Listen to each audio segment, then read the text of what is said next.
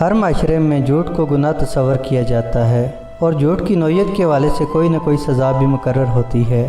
جھوٹ کے بارے میں جاننے کے لیے عام طور پر عدالتیں حلف لیتی ہیں تاکہ انسان سچ بول سکے، مگر اکثر لوگ حلف کے باوجود بھی جھوٹ بولتے ہیں اور ان کو پکڑا نہیں جا سکتا۔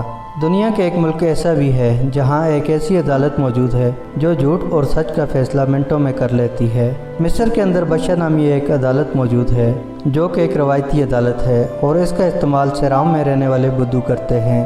بشا نامی عدالت صدیوں سے آگ کے ذریعے جھوٹے اور سچے کا فیصلہ کرتی ہے۔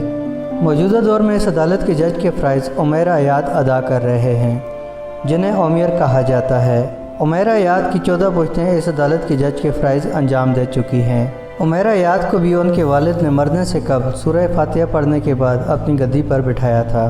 بشا عدالت کے طریقہ کار کے مطابق جھوٹے اور سچے کا فیصلہ آگ میں گرم اور سرخ کی گئی ایک پلیٹ پر 3 بار زبان پھیرنے سے ہوتا ہے۔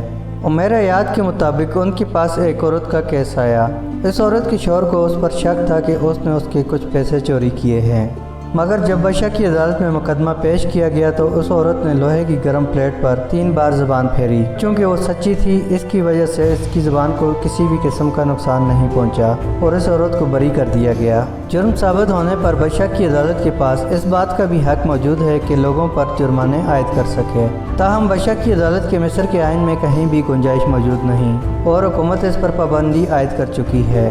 اس کے باوجود فوری انصاف کے حصول کے لیے اس طریقہ انصاف کا استعمال کیا جاتا ہے۔